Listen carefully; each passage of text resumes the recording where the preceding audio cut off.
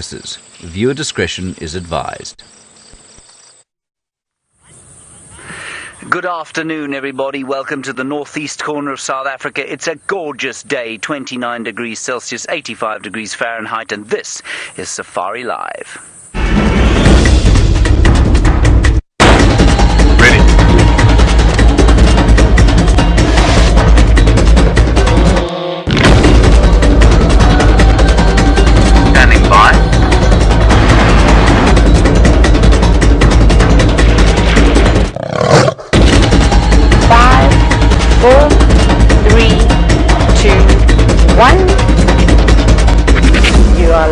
You are live.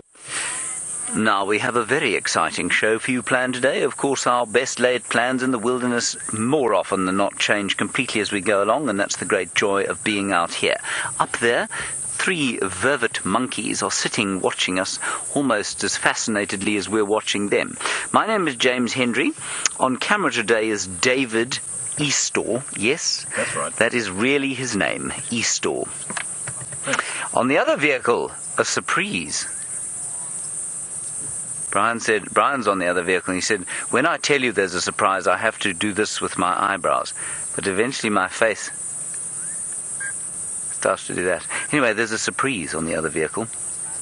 I shan't tell you what it is, because then it wouldn't be a surprise, would it? No. Now, it's 29 degrees Celsius, as I said, 85 degrees Fahrenheit. Our plan is to go down the Mlwamati drainage line here and see if we can pick up Kurula.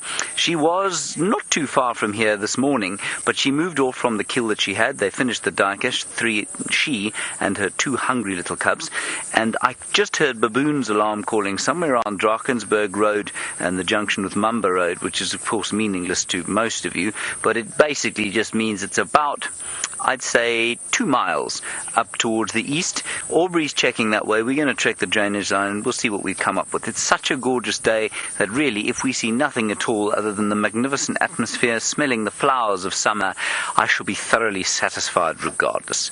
Are you ready, David? Yes. Here we go.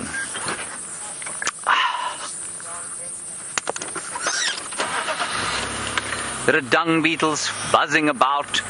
There are birds, many vultures in the sky. There are cicadas calling.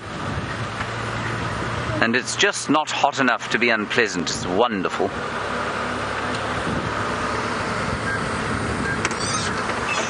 Now, I'm just going to I need to keep the radio up relatively high today, I'm afraid, because of the surprise.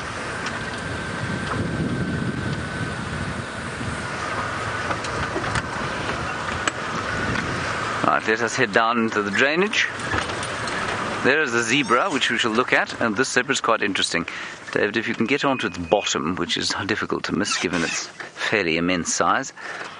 That zebra has not been unharmed in her life. You see that? She's very pregnant, and she's also escaped from lions on, I think, probably more than one occasion. The other side's also got a raking cut.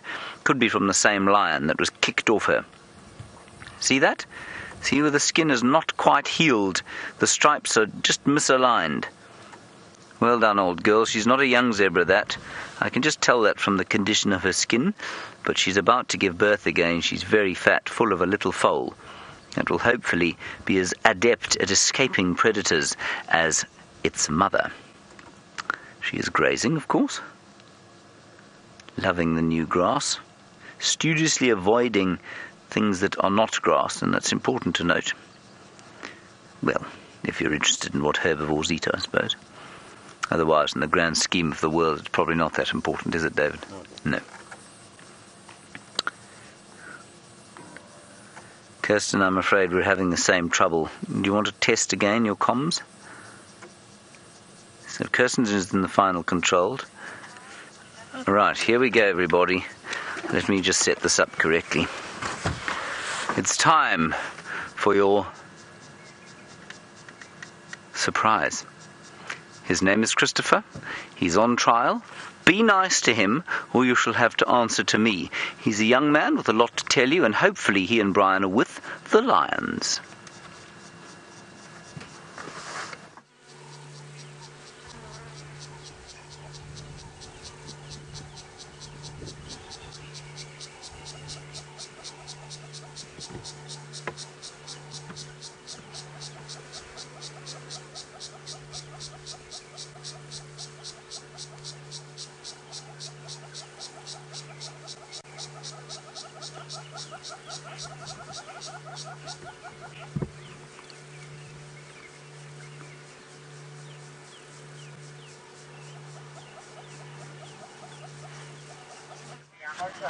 Okay, right, so we don't have any communications with the surprise. Maybe you got a look at him. I'm not sure if you did.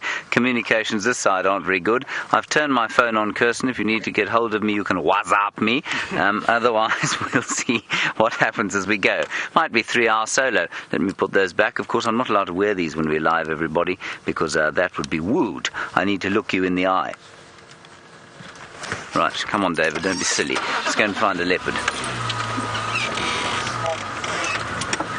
So we'll just sort those out. We'll sort the communications out with young Christohper. And please be aware, I know many of you are in a deep state of panic that Brent and Jamie are about to abscond and leave us because they've started that little safari guiding website. They are not about to leave us. Please fear not. Christohper is not here as a replacement for anybody. So let me sing it now from the depths of this drainage line, and when I get to the highest point of this property, I shall do the same again.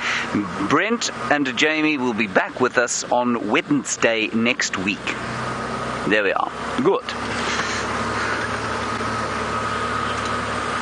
Okay, we are going to try again to link to the surprise.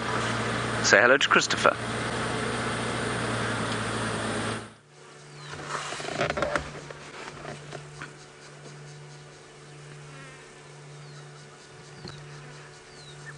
Good afternoon, everybody, and welcome here to this live safari where we are actually going out and filming this magnificent wildlife.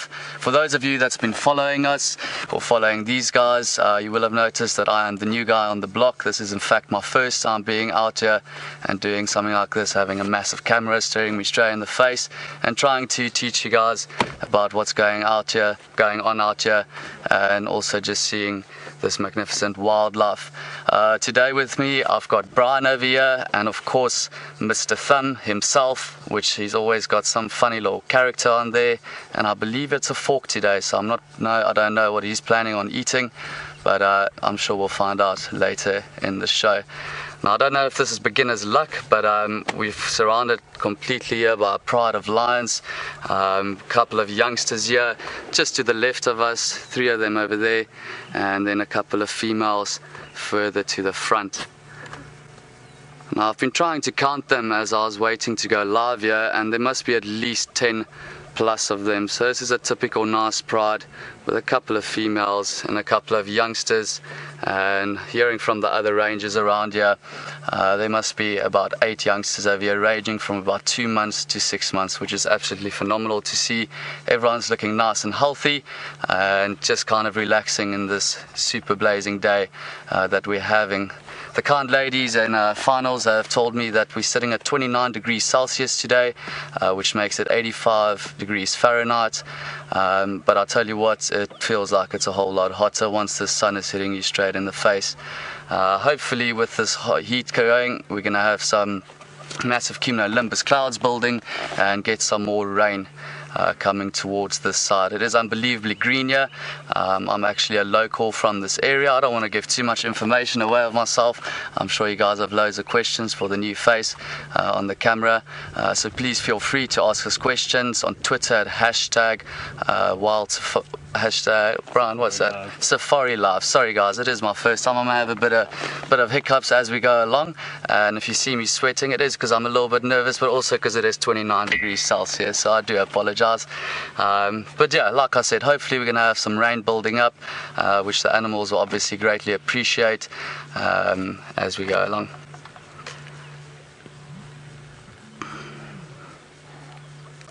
Now you can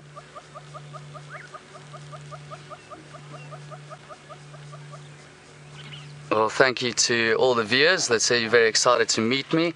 I'm very excited to be here. Like I said, it is my first time being on television or being on a live safari, facing a camera, but I'm very, very excited. I don't know if they were trying to make me nervous, or the directors, but they do say this is technically the biggest game drive I will be doing in my life, sometimes reaching over 2 million viewers, which is quite awesome to have. So as you can see, these lions at this moment are just trying to catch some shade. It's about 5 minutes past 4 at the moment. The heat will slowly decline as we go on, and they'll probably get up. I do know they were eating on a buffalo actually, which I'm sure we'll find for you guys a bit later on. Quite amazing how these guys are just dropping buffaloes left, right and center, and of course that has got to do with the severe drought we've been going through. Animals are very weak at the moment, making it very easy for your predators to take them down. I've been actually quite lucky. I arrived here 2 days ago. I've been lucky enough to go out on one drive this morning and just see what these animals are up to. I do believe you guys were with James just now. We are accompanied by James and Dave with the camera, and I believe they're going out to look for Kurula, the female leopard, which I'm sure you guys know a lot more about than me, seeing it as my first time. There's youngsters just looking around. There is another vehicle that's just pitched up here. Obviously a very, very nice sighting, so everyone wants a piece of the pie. Ooh, nice little yawn there.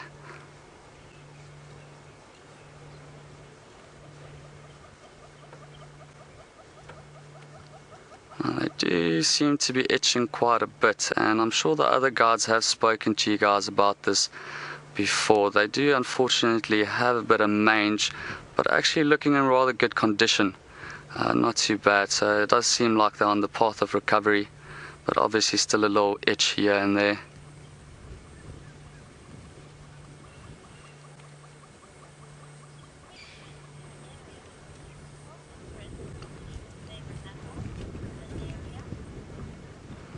Well, good afternoon, Valeria. Very good question. Of course, growing up in the bushveld here, you can come across a favorite animal, though it is very tough to see. You know, growing up with these animals and seeing them from a day-to-day basis, you do kind of fall in love with all of them. But if I have that question and I have to answer it, which I do, there's a big camera staring me in the face, I would say the African elephant. They are magnificent animals, and I can tell you a short, I'm not going to make a too long little story about them and the reason to why they are my favorite animal. And it basically goes back to about when I was the age of 9, growing up in a reserve not too far from here as the crow flies, maybe about, can't be anything further than 50 kilometers. And what happened to this reserve is called Baluli Nature Reserve. We opened up to the Kruger National Park to form what we now call the Greater Kruger. And obviously, as we dropped the fences, the elephants came through. It was like Candyland, fresh leaves, fresh marula trees, and they just came through. Now, with all these new elephants coming in and not being familiar with the area, they kind of got a bit agitated with the amount of vehicles driving around, and we basically got charged on a daily basis, which you can imagine, a 6-ton animal running straight at you, you're going to be shaking a little bit. So obviously still at that young age, I was deathly terrified from them. I'd see them from 200 meters and I'd literally start crying, weeping myself, crying for mommy and grandpa to say, please just get me out of here. So obviously my grandpa, being he told me, Chris, you're growing up in the bush here, you are almost like the real life Tarzan. You cannot sit here and be afraid of elephants. So straight after school every day, he would take me out and would go on foot and approach these elephants and just kind of study their behavior. And as time went by, when I was about the age of 15, I really had a huge amount of respect for them and worked out that they really are magnificent and honest animals with their behavior. Awesome to approach on foot. If you can just read their signs, it's the exact same as a human. You can see when a human is getting a bit angry, getting a bit agitated. It's the exact same with the animals out here. There's certain signs we can look for, and then you can avoid getting yourself into a dangerous situation. And also just the understanding, you know, that these elephants just came into a new area, so obviously they're going to be a bit edgy. So nothing on them, it was all on me. And I personally believe animals can feel that energy. So if you're being very frightened and scared, the same thing, they're going to react the same way. Okay, but enough about me and my stories. what a wonderful sighting we're having. Not too much activity at the moment. As we got here, there was 4 youngsters lying on the side, and the one's now moved across. And just look at that beautiful little face. Who could not love that, eh? Just resting in the shade of that marula tree. You can see still panting quite a bit. They obviously do have full bellies.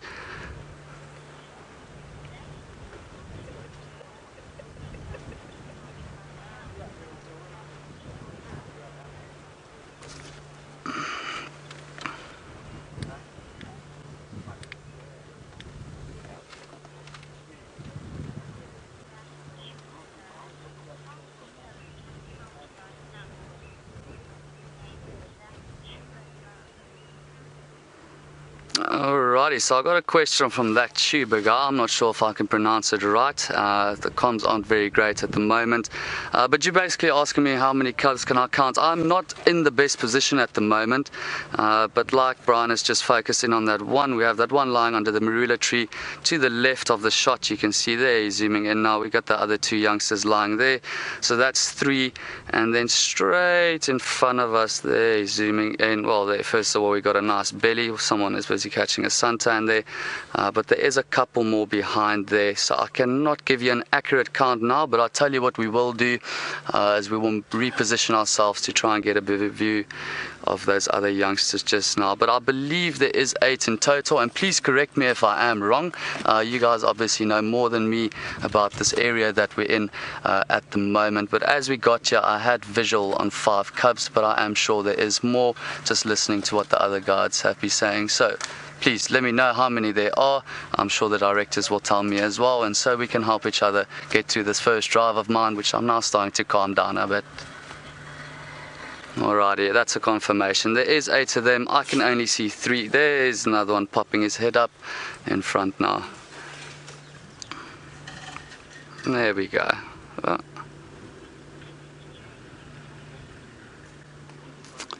Alrighty guys, so that's me for now. What we're going to do is we're going to go back to James. We're going to see how he's doing with those leopards. Hopefully he's found her. So enjoy what's going on that side. See you now.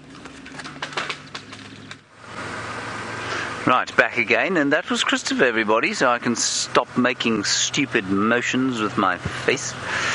Now, we're trying to find Kurula. We've heard that one of the cubs was at the, remember where in that culvert where they were, when they were just born. Apparently one of them was seen there, scuttling underneath. Where the other 2 are, I'm not sure. But I'm thinking about going towards, where the kill was, and just having a quick squiz there. Because I thought there was perhaps enough meat there left for them to be.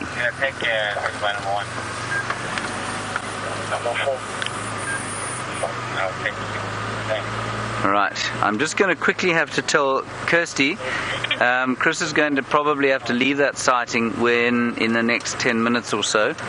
I'm just telling Kirsten through you see, because there are other vehicles going there, but I think at the moment it's fine.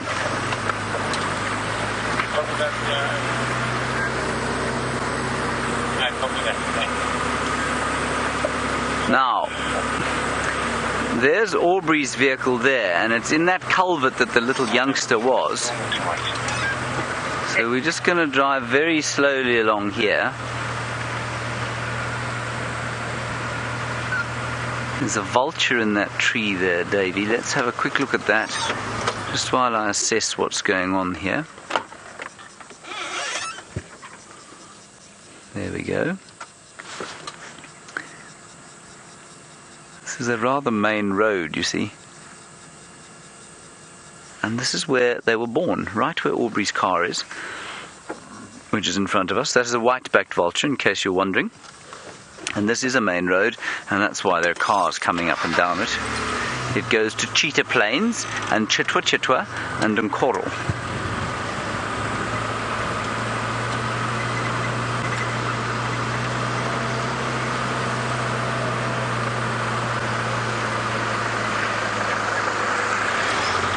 That was me being polite. Did you see that, everyone? I waved at him. Now, let's just concentrate carefully here. I just want to ask Aubrey what's going on. Obringen. Minjani? Hey. Kuna mampimpan insana. Uchegile lenyamin. Okay, ntayale, ntache kantiv. Utleketa. Okay. Alright, we're just going to go and check the kill site, everybody. I think we can probably just get a view, maybe, of a youngster here.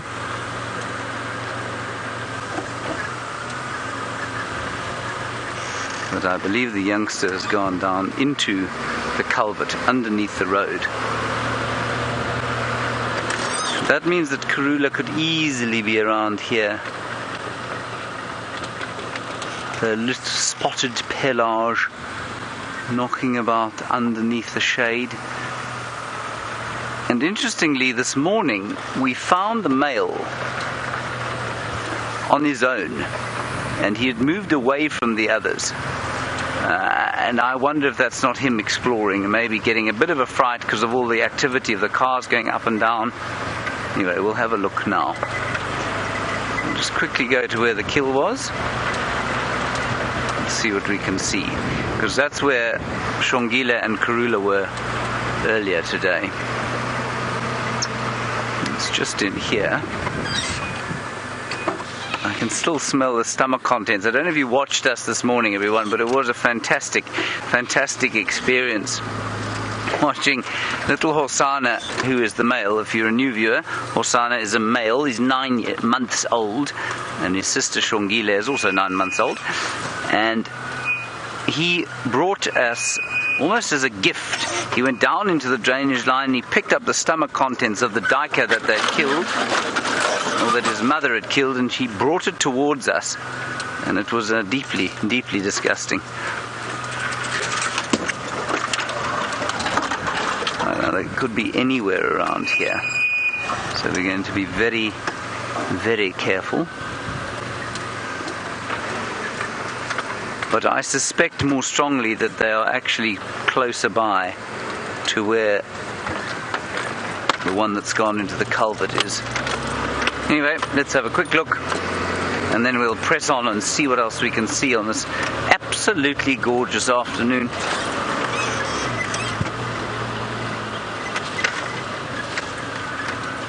Now, it was on that termite mound there that we saw them this morning. The kill was down in this drainage.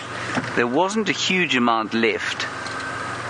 And when we did leave them, the 2 cubs were stalking a zebra, just playfully. And Mum was down in the shade. Let's go and see. We'll just stick our heads over the edge here.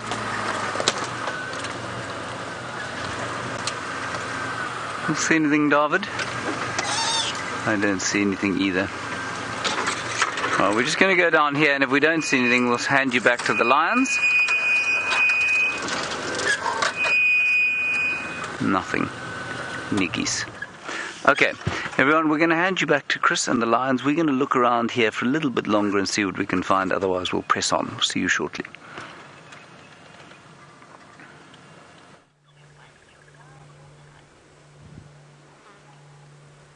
Welcome back here with us on this lovely lion sighting weekend having. You can see those 2 little youngsters, just a bit of interaction going on. And whilst you guys have been away, the female, the one lioness, and I predicted some mother, you could see she was lactating, has actually led us to the kill. So I will shortly pull out of here and take us there and see what is happening. The rest of them still taking it very easy, trying to conserve as much energy as possible during the heat of the day. And obviously, being nocturnally active creatures, will get a little bit active as the day goes on. That guy's feeling like me, 3 in this morning, when I had to wake up, get ready to go out and drive. Still very, very sleepy. Couple of flies bothering there on the nose, probably from all the eating they've been doing. Bit of a smell there, so those flies are still just kind of having a bit of a feast all over his nose there. Look like he's in a nice deep dream there, maybe chasing a buffalo. A little bit ambitious, looking at his size. Look at that foot there, just twitching along. Very cute.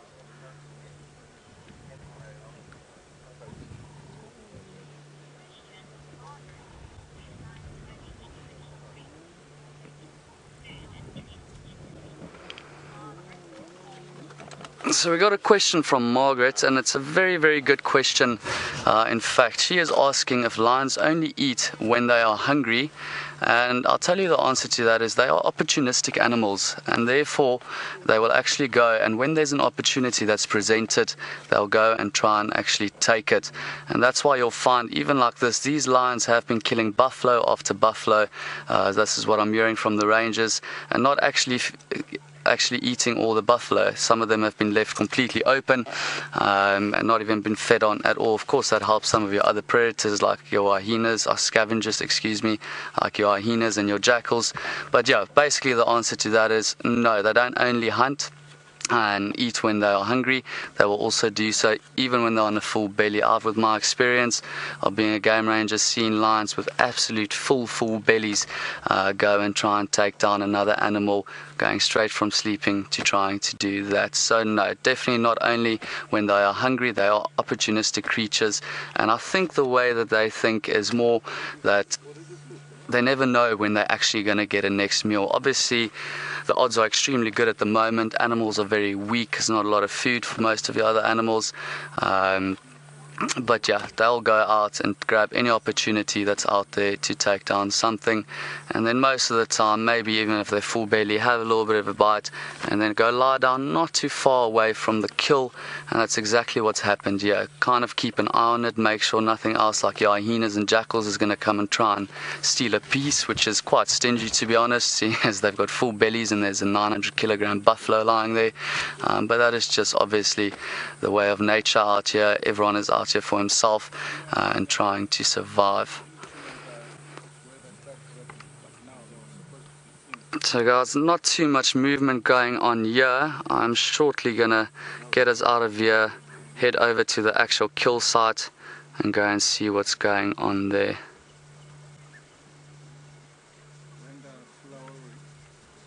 Absolutely awesome sighting. I tell you what, to be this close to lions, you can't always see with the camera exactly how close you are, obviously, because we're zooming in and zooming out. But what, Brian, we can't be further than 8 meters, 10 meters here, and they've got absolutely no problem with us being here, which is absolutely amazing. One of the perks of being in a pristine nature reserve like this, the Sabi Sands, which is of course open to the Kruger National Park. Absolutely phenomenal. These animals do obviously see vehicles, and as long as we are ethical with our guiding, they keep calm. It's kind of a respect for respect show that's going on. On our left here, we have the one lioness actually coming back. She just went to go check out if the kill is still nice and fresh, had a little bite or two, and is now probably just going to plonk down right there and take another little rest. Ooh, flies are bothering her.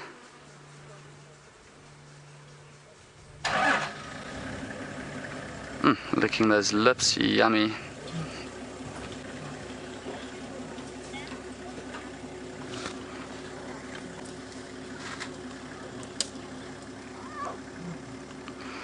Hi Sandy, your question is how long I've been guiding. I've been guiding now for a total of about 3.5 years in various different areas. I've quite lately become a freelance guide, and that's how I actually got to the position where I am right now in front of the camera. It's just trying to take as many opportunities as possible, and one of the perks of that is you do get to go to different reserves, such as one where I am in right now, the Sabi Sands, and it's just absolutely phenomenal.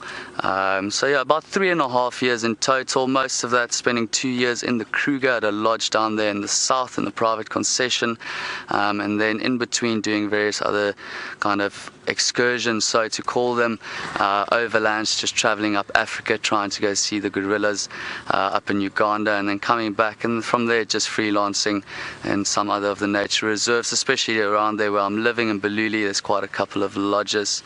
There we go. Sandy from Canada, thank you for that question. Thank you to everybody that is asking questions. It is definitely helping with my first time being out here, starting to get a bit more comfortable now and just being able to enjoy this sighting.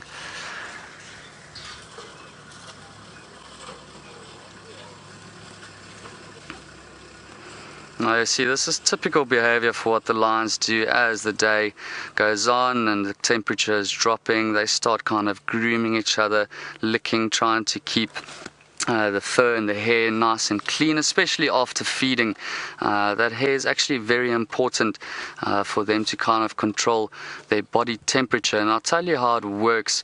I'm going to ask Brian to just quickly focus on my hands here, and I'll give you a bit of a demonstration. So basically, and this is for most of our animals out here, how it works is, so the hair is just normally down. Now obviously after feeding, the bloody situation, it's going to get quite sticky, so they clean it, and the reason for doing that is because they want the hair to basically be able to erect and go down.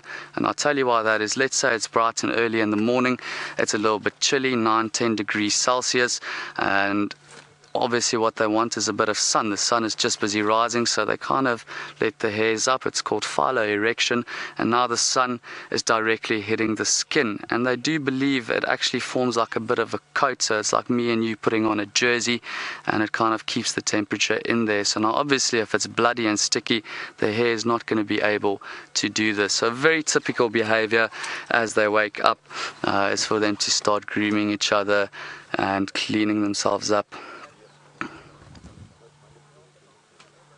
There we go, some motherly love there. Isn't mom's just the best? Always out there to give you a lick when you need it.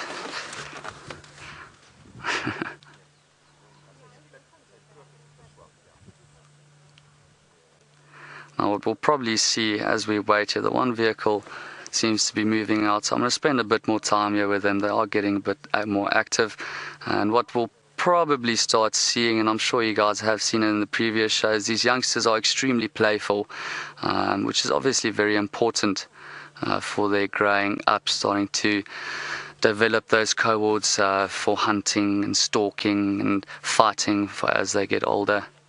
So we'll just keep a tight eye on them and see what they get up to. What I'm actually going to do is I'm just going to position us a little bit more forward so we can have a look at the other lion nest more to the right there.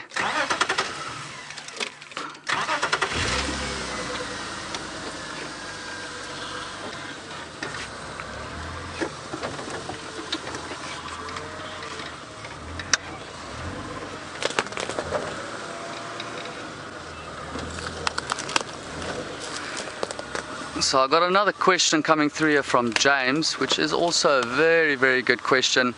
Ooh, sorry, little youngster, you got a bit of a fright there. Do I prefer taking guests on bushwalks or game drives? Now, personally, I'm going to say I do actually lately do enjoy bushwalks quite a lot more, and it is what I kind of, well, my profession is, so to speak. I'm what's called a trails guide, a lead trails guide, which basically means trails, obviously walking, so doing a lot of walks down big river lines like the Olifants River, which flows through the Kruger National Park here, but of course driving, each of them's got their perks. Driving, I can do this, I can sit 5 meters away from a lion and they're going to be very comfortable. Obviously walking, being 5 meters away from a lion, you're either going to end up in hospital or the lion's just going to run away. So both of them have their perks. Obviously being on a bushwalk, which I'm sure if you guys have followed the show before, we try and focus more on the smaller things that's out there, like your millipedes, your little spiders. Sometimes you get things like snakes, and then even just, you don't always have to have things that are living in that sense with a heartbeat, even just smaller things like flowers and things like that that's out there, especially after the rain that we've had. So both of them have their perks, but to answer your question, James, yes, I do prefer walking a bit more, but driving, I mean, it's like saying, what do I like more, a Lamborghini or a Ferrari? Obviously I'm gonna like both of them, but just maybe a little bit more leaning towards the Lambo.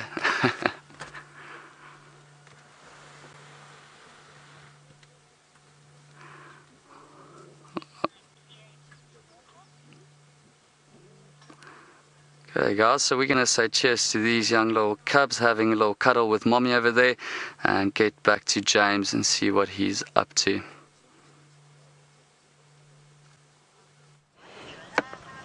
We're playing a game of hide and go seek, everybody, with the common warthog. There it is. And I don't mean common in the same way that you might describe somebody who's less than couth as common. I would describe this as common because he is the most common warthog. That one has not just been to the hair salon. It has been lying in a puddle of mud, which of course, as we all know, for pigs, is the best possible way to spend your day. And it's just got up and decided that it's sufficiently cool as the sun starts its inexorable movement off to the west to get out of its little mud wallow. There it is. Isn't that nice? And it's going to wander off with its, I think probably its mother has gone off beyond it. Isn't that sweet? And like I say, everything today that we've seen is just conspires to increase my impression of this day as being magnificently beautiful. It's just very peaceful. There's that lovely sound of crickets and grasshoppers going tick, tick, tick, tick, tick, tick, tick in the background, a gentle wind coming from the southeast. Oh, it's wonderful. David agrees with me. He's been nodding vigorously when I say things like that. Anyway, I know there are some lines at the damn camera, everybody, but we're just going to have a little squiz around here from where we had those warthogs, not warthogs, but we had some baboons calling over here, and we'll just see if they haven't perhaps spotted Kurula. I suspect she's left both of those cubs in the culvert there, and she's come off hunting again. And I think that's why they're not coming out. And I think it was around about here that we heard the baboons alarming. So the best thing to do now is to look for tracks, but of course because of the rain there's a rather rock-hard surface on the ground and it's difficult to tell if there's been any kind of movement. Don't see anything there. We'll carry on going, I think, to the north a little bit.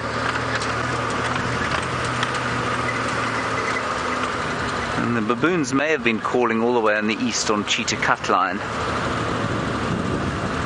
They make that tremendously, completely unmistakable barking call. I'm going to do it for you now, David. Are you ready? Bow! Bow! What do you think, Dave? Right.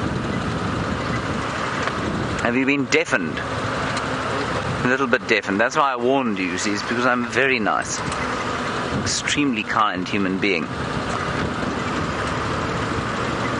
Now what I just want to do, I know that every single presenter on Safari Live has stopped at this skull at least 784 times, but I'm going to make my 785th stop here simply to show you and link to this morning where we had a question about how fast or why it is that we don't see bones all over the place.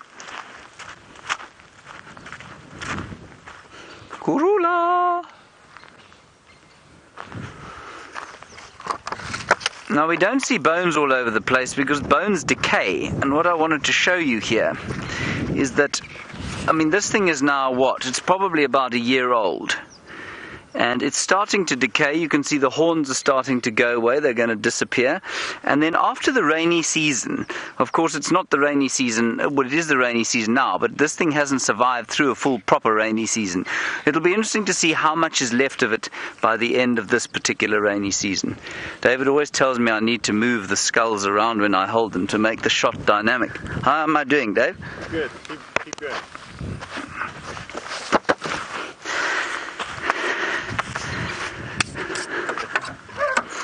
Thank you. I'll do my best.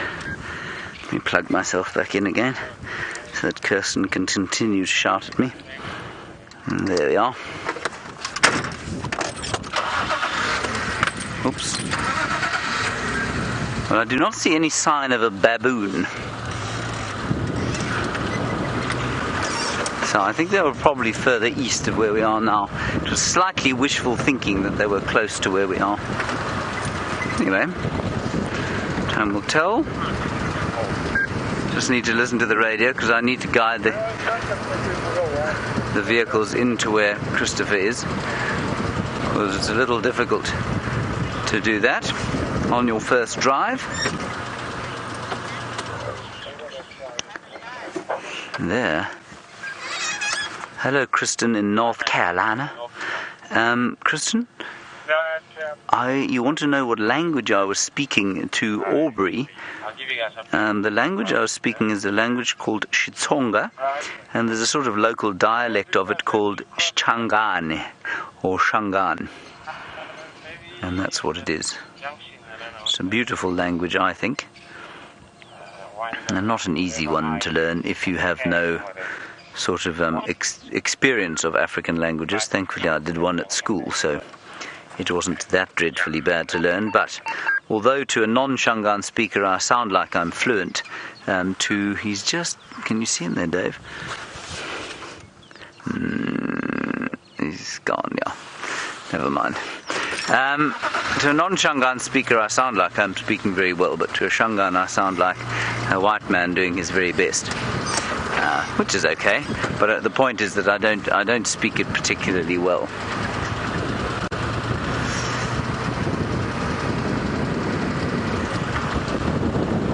It is green and verdant and lovely.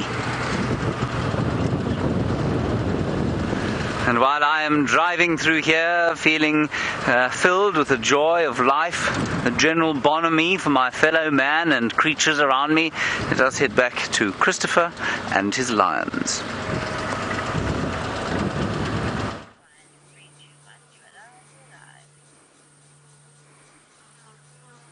So from the majestic lilac-breasted roller to cute little cub suckling, what a afternoon, eh? I tell you guys what, I've grown up in the bush, I've worked in various places, but to see these youngsters, just the interaction.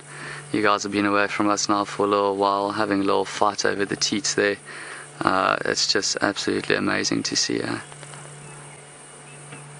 Very, very good mother. She's not worrying too much. Obviously these youngsters have started developing teeth. I'm assuming, just looking at the size, that they're probably about 2.5, probably going on to 3 months.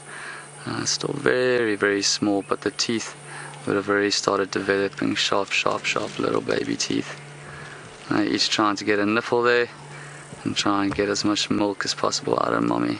She's being excellent. She's just kind of looking over her shoulder every now and then, making sure we're not coming any closer to her babies.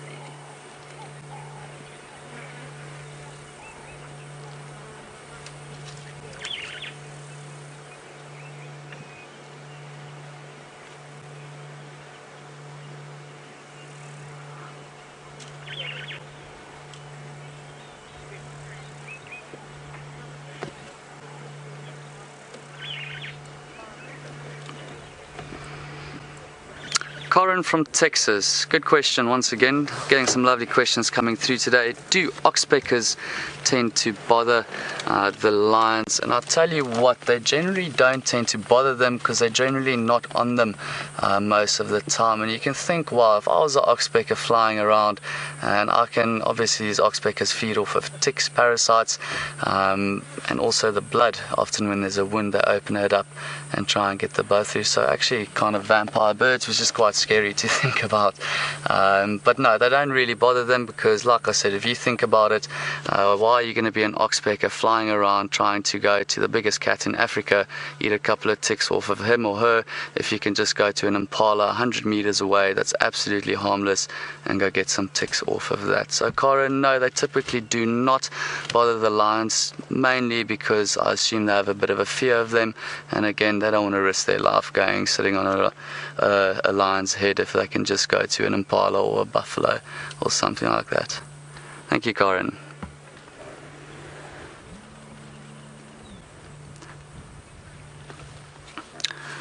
There we go. From the one mommy to the next mommy. It looks like it is daycare time now. Everyone's just lying down, having a bit of milk, suckling. These other youngsters on the left over here are not looking too pleased that mommy walked away. She said, that's enough now, guys. And he's just kind of playing hide and seek with us behind the tree there. Getting a bit of a breeze starting to come through here, and I'm sure these lions are appreciating it just as much as me and Brian over here. We've been sweating away, but let's call it a pleasurable sweat. I absolutely can be out here the whole day looking at this with you guys.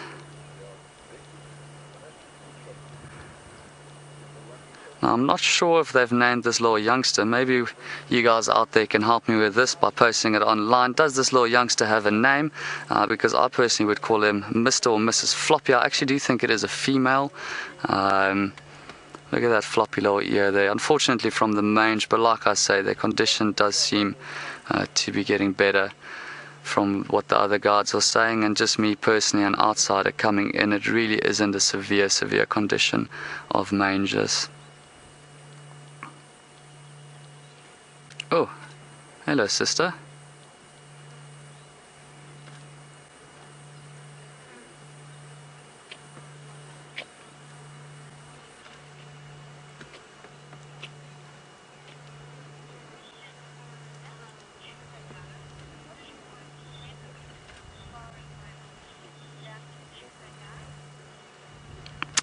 That tuber guy, we're back with you again. I'm loving all the questions coming from you. My most memorable or favorite little experience that I've had out here in the bush. Once again, a bit of a tough one. I've had various things. Obviously, everyone likes to see a kill and some dramatic things like that. So therefore, I'm actually going to go down that road. Hope I'm not disappointing any of you. But it is quite a spectacular thing what I saw. It is basically where I worked before in the south of the park, almost right at the south, close to the Crocodile River, if you guys kind of know a bit of the geology of the area. It was a collision of 3 cheetahs. Now, as you guys know, most of your cats are actually solitary, except for, of course, our lions over here, which is very, very social. And then cheetah is kind of the bit of the exception, because with cheetah, what you're going to have is the males end up forming collisions. And we were very, very lucky where I worked there. We actually had a resident collision of 3 male cheetahs, fully grown, massive cats that we could almost follow every day, like we follow the lions and things down here. One day just going out again. Now obviously they like to hunt on these big open plain areas. We went out early morning, kind of got a couple of rhinos and things down there. Very, very lovely morning to start off with, and then kind of coming on the horizon we saw these 3 boys coming, so we kind of braced ourselves. I said, guys, this is one of the most endangered species, just sit back and relax. And before my words were even cold, they just kind of burst straight into a sprint and actually took down an impala straight in front of us, which was quite spectacular to see. You know, these cheetahs, they can actually reach speeds up to 110 kilometers an hour. I'm not sure what that is in miles. Please do excuse me. I wasn't the greatest at maths, but I do know a thing or two about animals. But yeah, about 110 kilometers an hour. Not always reaching that speed, depending on what the situation is. Obviously, not being able to maintain that speed for a very long time. But those quick bursts, and we basically saw a burst like that, and they did that typical. I'm not sure if you've seen it on television, or maybe personally one of you guys have seen it. Did that typical ankle tap, and this impala just went stumbling. And yeah, 3 of them had a nice meal for the day. That was absolutely amazing for me to see. I've only seen it once in my life. I'm 23 years of age, living and growing up in the bush, and I've only seen that once. So quite a moment for me.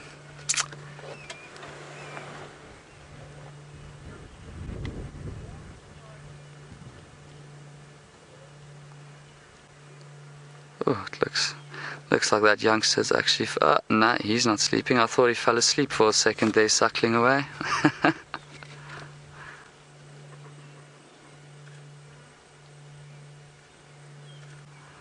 So now what you'll have with these lions, they've got a very, very short gestation period, about anything between, I'd say, about 110 to 120, let's average on 115 days gestation period, which is dramatically short if you compare it to other things this general size. But generally the rule is, you know, for every advantage there's a disadvantage. So the mom isn't stuck with this youngster in the belly for that long, but then she's stuck with this youngster suckling away for quite a long time, even up to 7-8 months.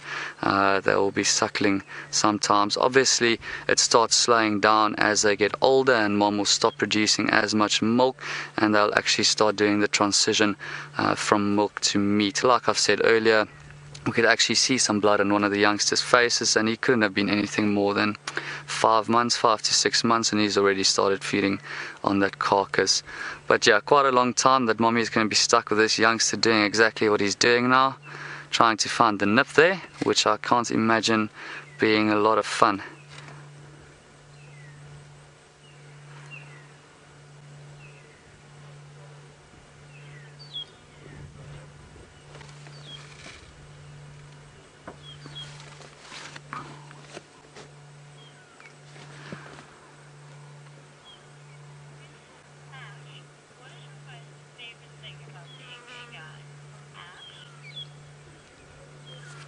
So Ash, you got a question. What is my most favorite thing about being a guide? And I think it is absolutely just doing what I am doing right now.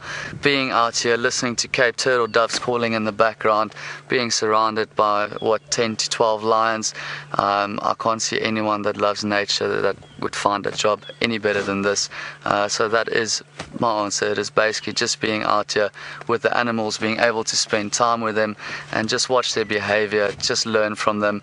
You know, some people like to sit in New York's in Times Square in New York and just watch people for a hobby. I do actually know friends like that, and if you are watching, you know who you are.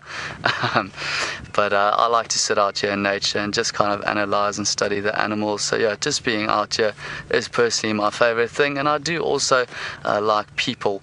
I love explaining things to people and trying to get a message through. Now obviously I'm talking to a camera at the moment, but I know I'm getting through to you guys. So I do love that as well. Just basically passing knowledge, what I know about these animals, over to you guys.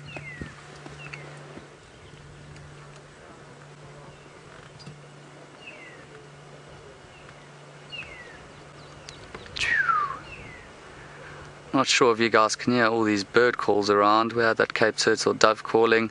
We have a magpie shrike, which is a beautiful bird. We'll see if we can maybe get a couple of birds once we leave the lions here.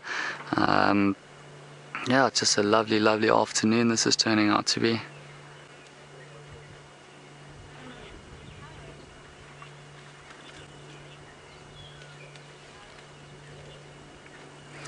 Aaron from Kiwiland, nice to get another one from the Southern Hemisphere asking some questions. Do I keep a bird list? And the answer is of course I do. I must say, I'm going to be dead honest, I haven't been updating that list as much as I should be, and I know I have actually seen some new birds, especially with our latest trip through Southern Africa, Botswana and Namibia. I've gotten a little bit lazy, but of course I do keep a bird list. You know, when you're out here in nature, it always starts with the bigger things, the big five, and then you kind of go to the dangerous nine, and then you kind of start knowing everything about that, and it starts scaling down to trees, and then it starts going to birds. So you can't always just have the big things, and then you get a massive interest in the smaller things like the birds. So obviously it becomes a bit of a challenge to try and tick everyone and beating your best mate, your ranger mate, to see who's going to get the most birds. And just as a personal thing as well, you know, birds are fascinating things, and just trying to kind of test your knowledge a bit. There is way more birds out here than there is actual mammal or reptiles or things like that. Yeah, so I do, and I hope you do the same, Aaron, if you are watching this show, and I hope you're coming along with it very well. Thank you.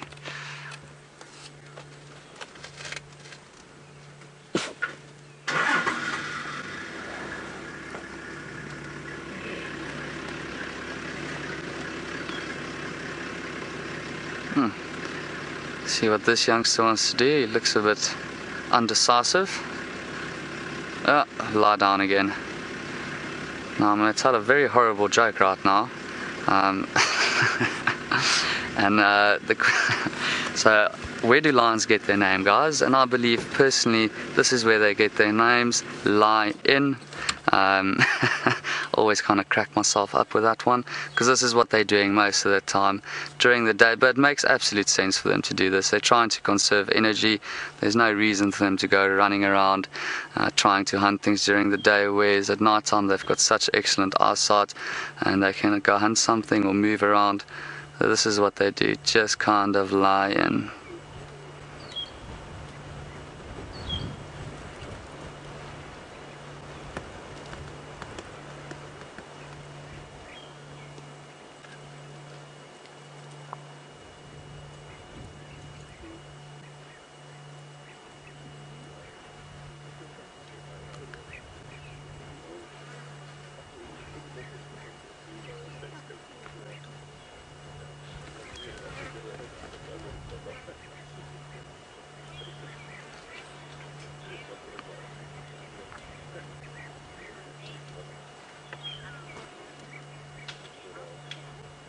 Alrighty, got another question coming through. Seems like you guys are loaded with questions at the moment, which I'm absolutely loving.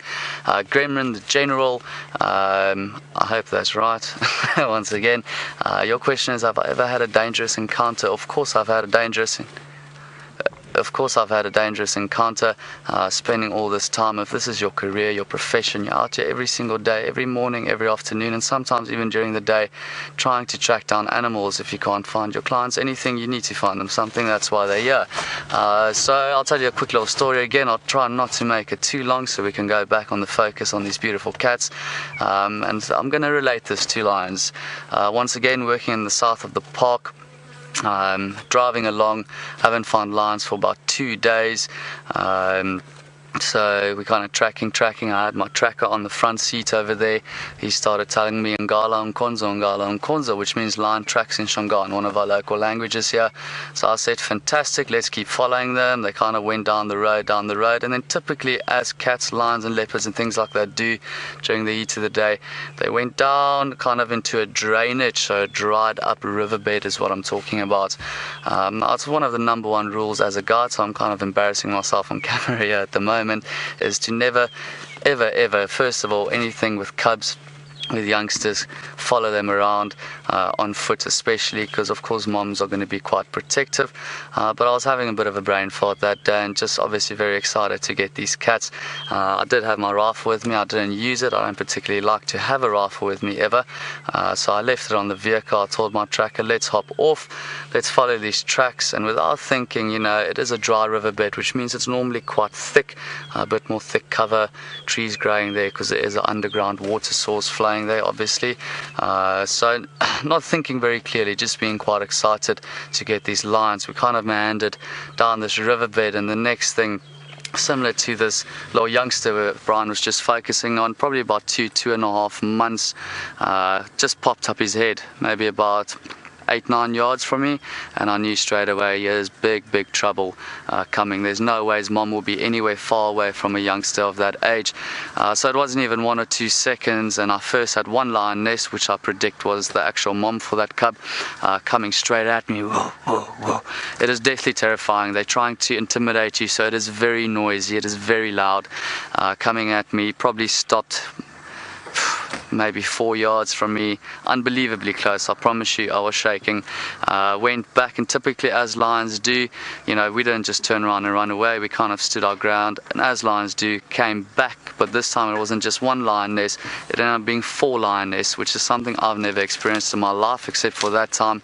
It was terrifying. 4 lioness coming, thankfully all of them stopping, turning around. I was telling James, my tracker at the time, just make as much noise as possible, try and be intimidating back. And then once they kind of started settling out, we moved off slowly, obviously keeping our eyes on them. As soon as we turn our heads and start moving, we're going to become the prey. So keeping our eyes on them and slowly backing off. I tell you what though, I got back in the vehicle, the guests weren't too far away, so their eyes was this big, and asking Chris what's going on, and I said, I had a little small encounter with the lion, standing there shaking like this.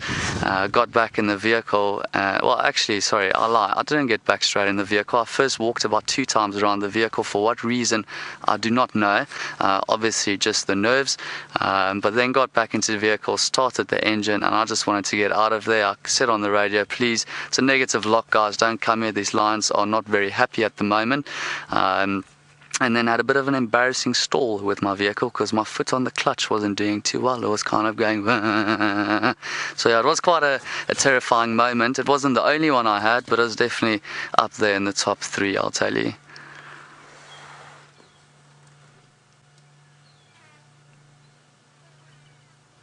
Amazing to think after the story I just told you that cute little face can turn into something completely terrifying.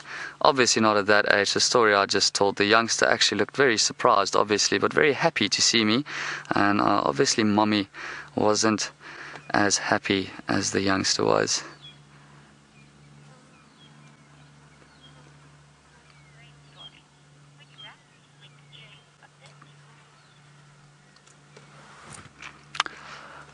Alrighty guys, so I think what we're going to do from here, we're going to give these guys a bit of peace and quiet, and I'm going to bumble over to the kill site over there, and for now we'll head back to James and see what all kind of interesting things he's getting up to.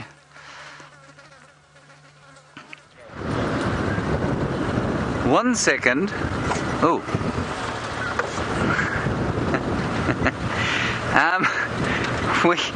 We're on our way, everybody, towards the Djuma Dam, just to see if we can't find that male and female lion. Likewise, we're then going to head towards the western boundary, where Andrew has found Shadow. Now, I haven't seen Shadow for some time. I've been very worried that she was actually still existed at all. So let's go and have a look at her and see if we can't piece a few more bits of her rather tragic tale together. I found the baboons eventually, but they weren't calling anymore. They were sitting very relaxed, so I don't know where Kurula is. I'm sure she's around that area somewhere, probably hunting, and she'll go and fetch the cubs once she's killed a hapless bushbuck or perhaps an impala again. She's such a great huntress. So we'll pop up towards where the lion and the lioness are. Hello, David. You're wondering if the baboons we get here are the Chakma baboon. They are indeed the Chakma baboon. That is correct. And they're a different, I don't think they're a different species. They're a different sort of subspecies from the olive baboon, which you get up in East Africa, or the yellow baboon, which you find in Zambia. And that's along the Zambezi. But they're both roughly this. They're all roughly the same size, and I'm pretty sure they can interbreed with each other. I'm just going to check that for you in case I'm telling you a foul and contemptible untruth. Do you think I am, David? No. You wouldn't accuse me of that, would you, David? Well, while I embarrassedly look in my book, why don't you show our very fine viewers that very fine elephant's bottom? Go, Andrew. What's my reading? I'm just going to quickly find... That's not the best elephant sighting, but it is an elephant sighting. And we must not look a gift elephant in the mouth, must we, David? Wasn't that a hilarious joke I just made? Sorry, everybody. I apologize. I'm just paging through thousands of different primates you get in Africa. Most of them with distressing-looking bottoms, I must say. Right, here we go. The olive baboon is not the same species as the yellow baboon, and in turn is not the same species as the Chakma baboon. And in fact, you get 5 different baboon species in Africa. There they are. You get the sacred baboon, which is that one there, that apparently looks sacred. I think it just looks terrifying. Then you get the Guinea baboon, which is quite possibly the ugliest bottom in Africa. Remember, we were looking for that earlier. That's the olive baboon that you find in East Africa. There's the Chakma baboon, which looks nothing like that at all. And there's the yellow baboon, which I think is the slightest of the species. It's the more sort of long-distance marathon runner of the baboon species. Yeah, and that's the last of the baboons. So 5 baboon species. Thank you for that question. It's wonderful always to get questions that we don't really know the answer to, as long as we then find out what the answer was, because that's how we learn. Sorry, hang on a second. That elephant's coming towards us now. Not at high speed. Ooh, this is wonderful. He is a very big bull elephant, this.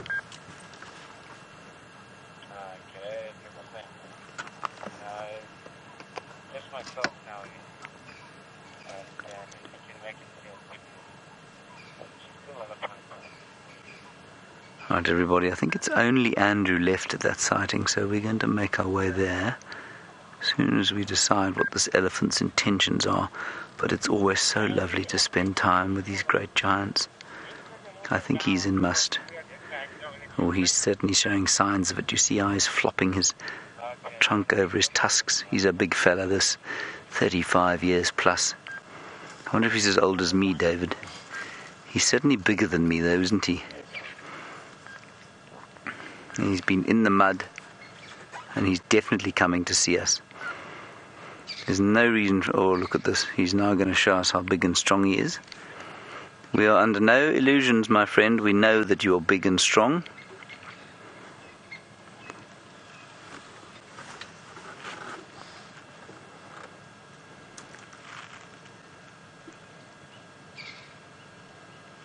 Isn't that wonderful? He's now about 25 meters from us. So about 100 feet or so. Now he is starting to show signs of must. We might have to drive away at some stage, but he's not showing any signs of aggression.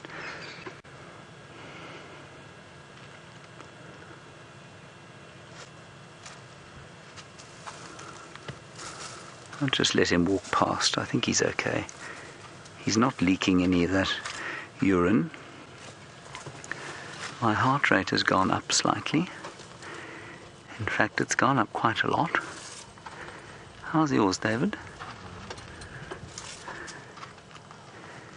This elephant is now 2 meters from us. Excuse me not looking at you, everybody. I'm kind of distracted.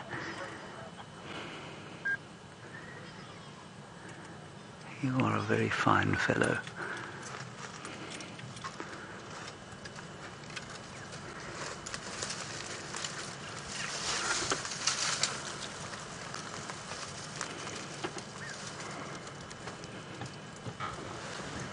Slow movements, David, slow movements.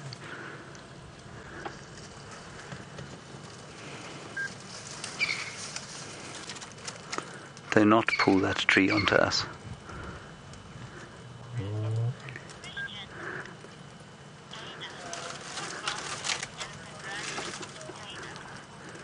Dana, you want to know how fast an elephant can run? I'm going to answer your question once this situation has reduced slightly.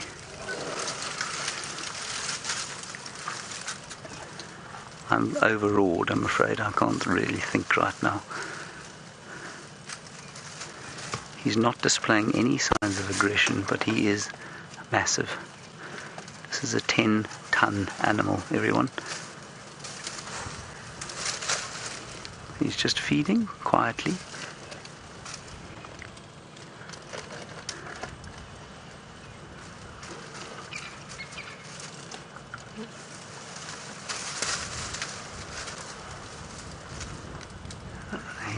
The dust from his mouth is blowing off onto us.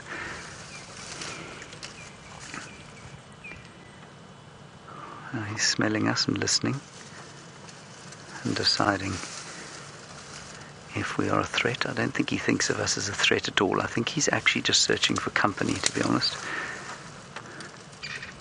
If he starts to pull that tree over, I'm going to just reverse. Oh, my goodness.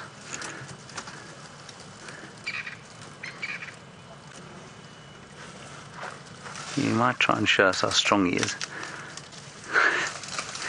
This is astounding. Don't do it, come on. You don't need to do that.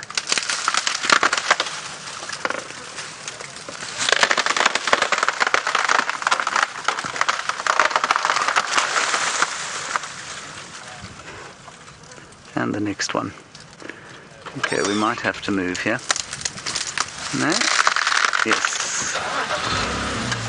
Sorry, my friend, but you're about to push that onto the car. It's not that I wish to leave you. You can carry on now. Go on then.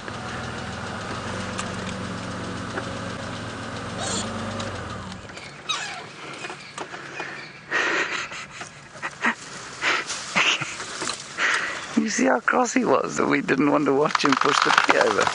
That's why we moved.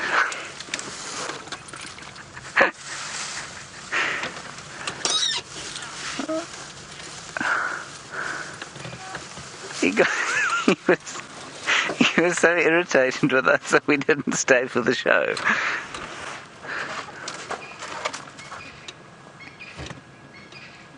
Alright, everybody, it's not going to get better than that right here. Let's go and see if we can't have a look at shadow. Was that not too spectacular?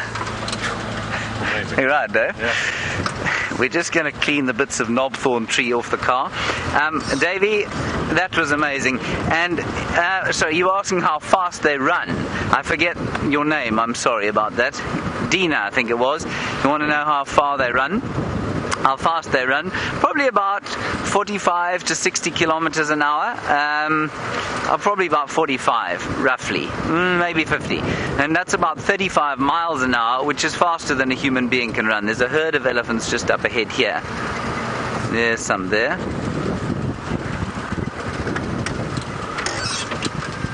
Just going to get, there's another little one over here.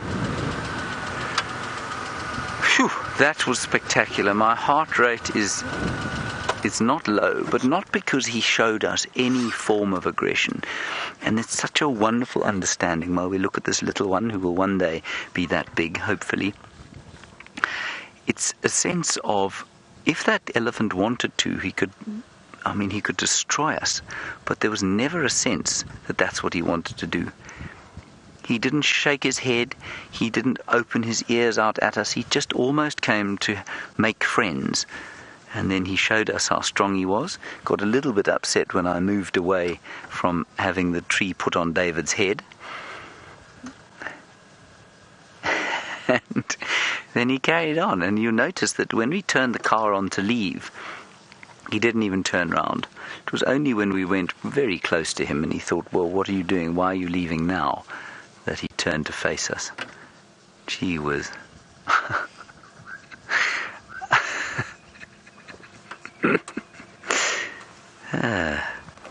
I hope you enjoyed that, everybody. It really was something special.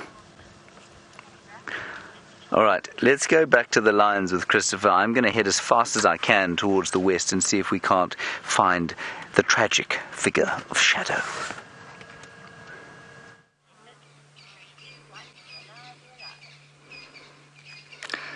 So I believe whilst I've been sitting here that you guys are all constantly staring at my favorite animal there, the elephant. So I'm very happy for James and you guys for what you've seen there. And apparently on the prowl for Shadow, another leopard that I've never even heard about or seen about. So I do hope you guys get that. Back here with us, lions are still taking it very, very easily. One lioness is kind of moving between the kill and the youngsters over there. Not sure, maybe she's a bit worried because it is basically still a full buffalo that something else is going to come and try and snatch a bite from there. So if we move now just further to our north here, Brian will show you where the actual kill is. And there we can see. There we go. Not a very alive buffalo lying over there. Oh, look at that. Covered in flies. Open eye. And as you can see, not much eating that's been done there, and that is because, like I've mentioned before, animals are very weak and they're getting nailed left, right and center. There we go. There where most of the flies are, where the camera is focusing now, is probably where they've been doing much of the eating. So I'm going to go a bit closer and I want to talk to you guys about a couple of killing techniques that these lions use, especially on buffalo, because it is definitely the most dangerous animal out here that they do try and take down. And I have personally seen how a lion gets flicked about 2-3 meters through the air by buffaloes. They are very, very protective species, normally found in massive herds, and tend to really, really protect each other. Even once one is down, I've seen before, you'll get a couple of the big bulls or sometimes the whole herd even just kind of stampeding through there, which is obviously extremely dangerous to these lions. So I'll chat to you now about a couple of the techniques. I'm just going to move a bit closer so you and myself can have a bit of a closer look at what's going on there, and we'll see how the lions actually took down this female buffalo.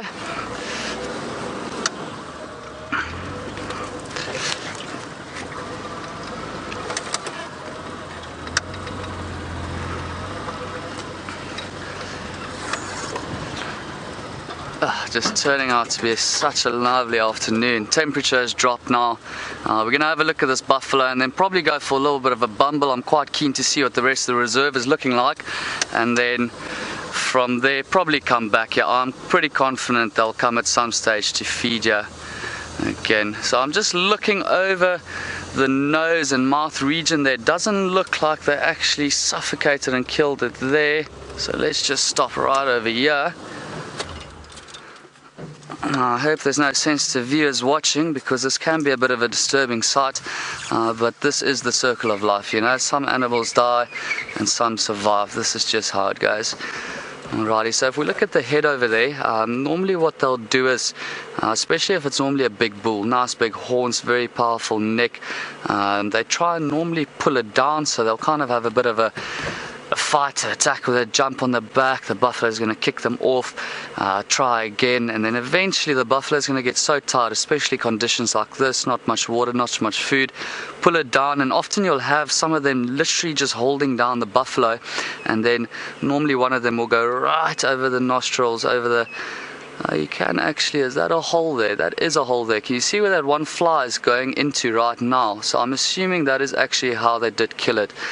They basically put their whole mouth over the nostril, the nose and the mouth region of the buffalo and just bite down as hard as possible. This is a very effective technique to use because first of all, if they're just holding on there, the buffalo can't really with the horns get to the actual lion because they're so powerful, these lions as well.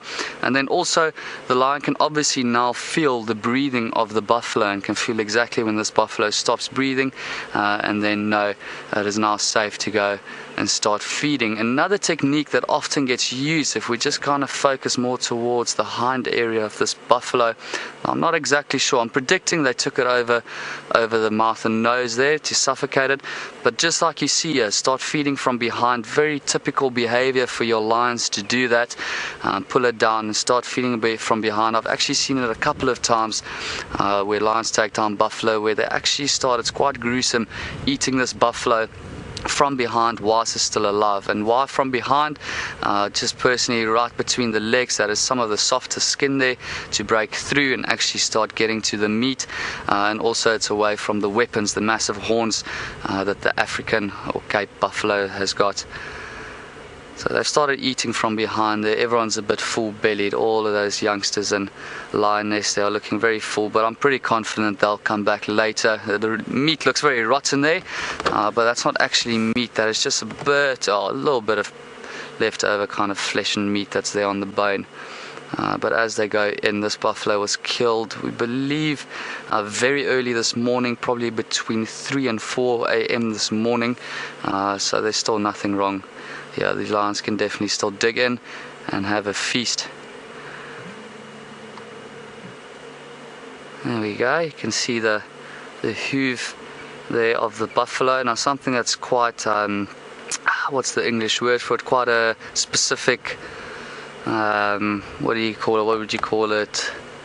Specific feature of buffaloes, those dew claws. If you have a look there, so you've got the normal hoof in the front, and then just behind the hoof there, Brian's zooming in for us, that's the dew claws, which is a very specific feature for the buffalo. And it's quite important to know that if you're on foot doing trails like we've mentioned before, I do, to kind of make sure not confuse it with another animal. The closest kind of track you're going to get to a buffalo there is going to be giraffe, but it's going to be a slightly longer track. There we go, perfect photo there. Obviously those hooves aren't going to be doing much kicking anymore, but they do have quite a deadly kick on them. I actually also in the south of the park saw it's quite rare. Buffalo would normally try and defend themselves with their horns, their weapons, like I said. But I saw a young lion about the age of 2.5, 3, already basically fully grown, just doesn't have the big mane yet, but get kicked by one of these buffaloes in the skull completely indented, and we just kind of watched this lion deteriorate as time went by. Quite a sad sight, seeing an animal just going backwards and backwards and backwards, and eventually died right next to the road.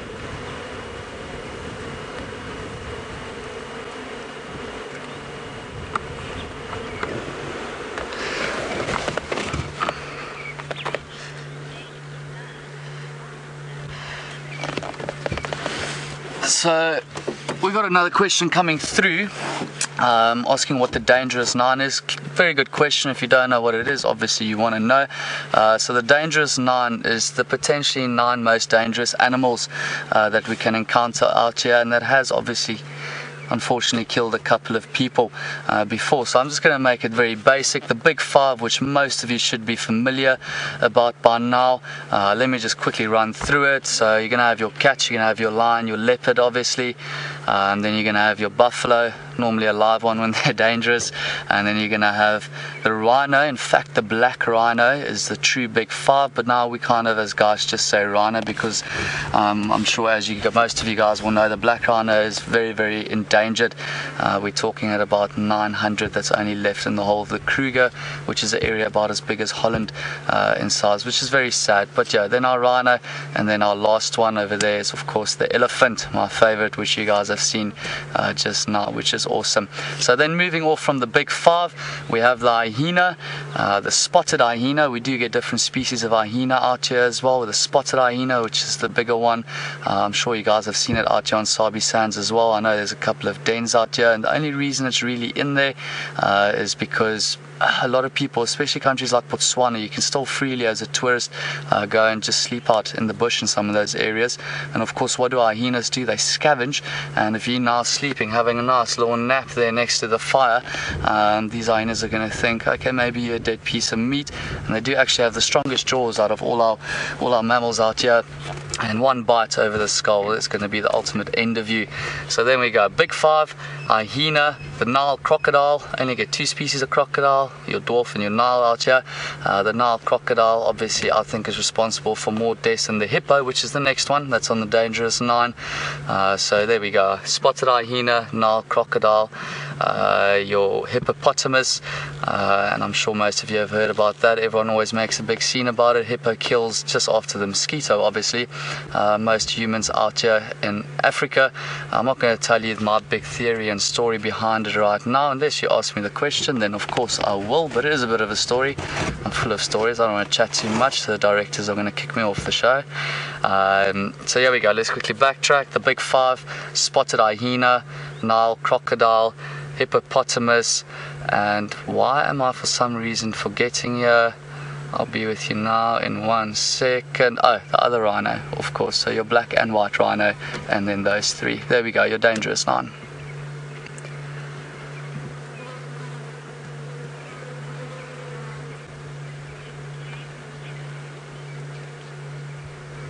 Alrighty, so we're going to leave this kind of crime scene over here. I also want to go on a bit of a bumble, see what else we can find, you guys. But we're going to head back to James, and I believe he's got some excitement going on that side. Enjoy it. There, the tragic figure, everybody, of Shadow. And she's eating a little steenbok. Now, many of you might be asking the question, why does this pillock who's talking to us say that she is tragic? Well, she's tragic, everyone, because she has never raised a cub to independence. And the more we've watched her, the more convinced I've become that she has got a hormonal imbalance, and that she comes into estrus or heat much too soon after she's had a cub, and that causes her to reject the cubs that she's had. And I think that's what the problem is, and there are many who will disagree with me, but I think that's what it is.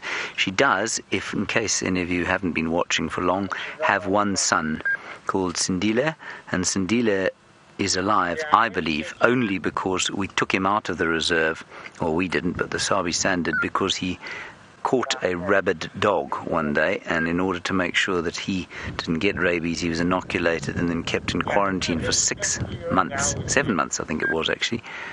And I think that's the only, he was then re-released, and I think that's the only reason that he is still extant. Anyway, this is the daughter of Kurula, who we were looking for earlier, her oldest daughter, at 9 years old. She must be almost 10. I don't know when her birthday is, but one of our viewers who knows these leopards extremely well will tell us when her birthday is.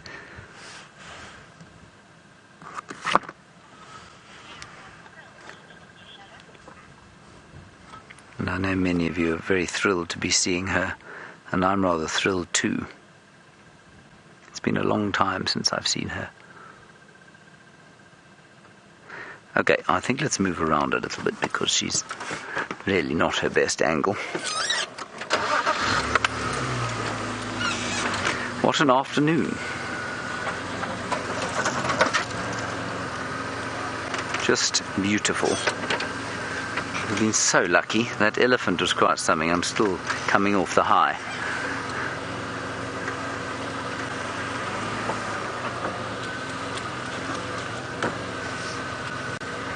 Everybody, just do yourselves a favour. David is going to very subtly show you the size of the cannons on the end of that car. There we are. Look at all of them. There we go. How's that, Dave? Is that any good to you?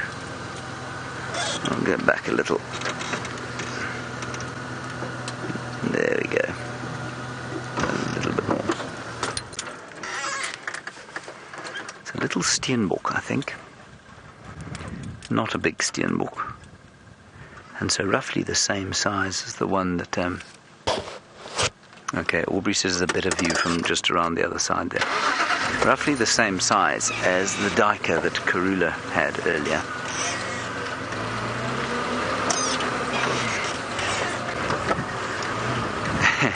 There is some serious camera equipment on the back of that car.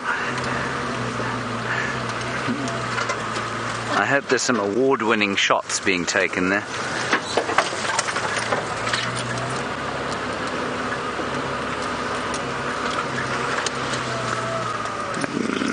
Hold on, everyone.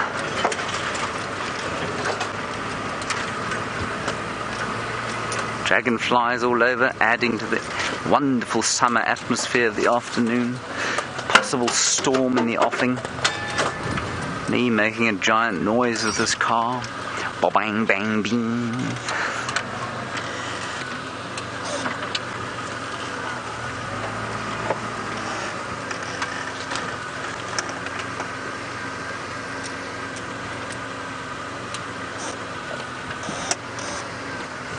How's that going, Davy? Is that any good to you? There we are. Right, there we go. She looks like she's going to be sick.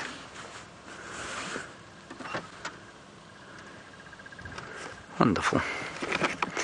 Now, the other reason, everyone, that we think Shadow, well, one of the theories proffered for why she's lost her cubs, is that she doesn't hoist her kills very often, in fact hardly ever. And I don't believe that's got anything to do with it, to be honest. So the theory being that because she doesn't hoist her kills, she comes to feed her cubs on the ground, and that means that they're always at risk from hyenas.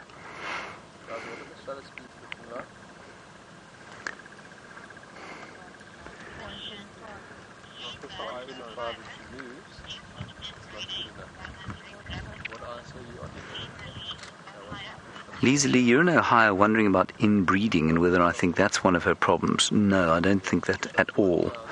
As far as I'm aware, well, her Sindile's father, we think, was Tingana, or Anderson, or Mvula, none of whom are related to her. I think Mvula is very distantly, but very distantly. Then the youngster, or her last cub, who she's just lost, or lost about 2 months ago probably, when she started mating with Tingana again, was Tingana's cub, we think.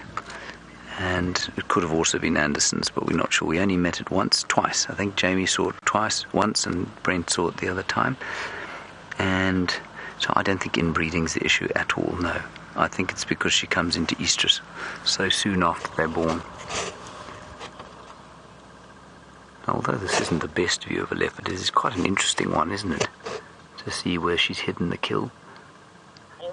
And I mean, there's no reason at all that she shouldn't take a kill that size into the tree.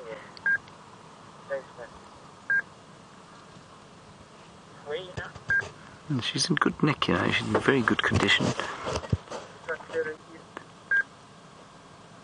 And bearing the coat, of course, of this very pale lineage.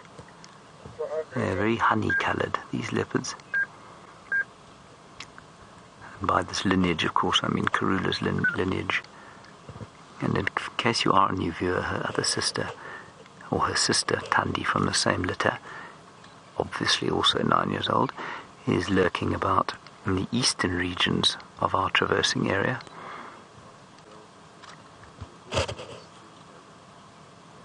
Beautiful. And there she's just cutting the skin off the meat there with the carnassial teeth. And I think there are a few new viewers, and I always like to say this to people who don't know what a carnassial tooth is. Many of you have a cat or dog at home, and provided it's not going to bite you if you do this, grab it now and peel the back of its lips back, and you'll see how its teeth close over each other. The bottom ones closing over the top ones, under the top ones, like scissors. So they're not flat molars like ours.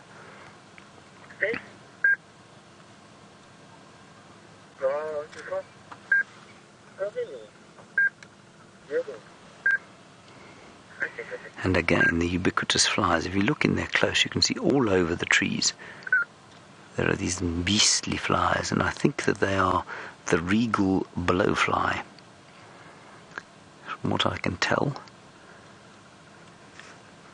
They've got those great orange eyes and turquoise starling-coloured bodies.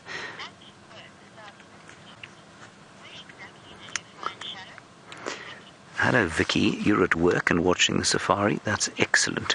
I always advise people who are at work to watch the safari, especially if you're in a meeting, which is bound not to achieve anything anyway. Just definitely have it on the desk in front of you on your phone and just... Oh no, God. Vicky, you say, where did we find Shadow? We didn't, unfortunately. Andrew found her. He was just driving up the Triple M break. Now that's the road that leads to Simbambili. So across the road about 30 meters or so is Simbambili. So that's where she is. And she's very close to the northern gate. And I think maybe she's been spending a bit of time on Simbambili, and that's why we haven't been seeing her. But, of course, we haven't been to Arathusa for a while.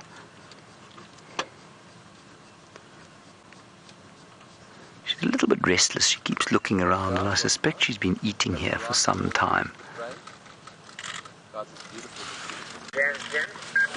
I'm just going to get hold of Ephraim.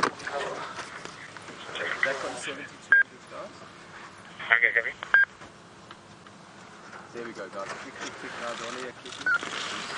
Now you'll hear the machine gun fire of the photographic crew behind us. It is not, in fact, an invasion from the Zimbabwean army. It is just one camera, at least a vehicle full of cameras. She's heading into Djuma, which is excellent news. I always just feel very sorry for the amount of editing that has to go on after that.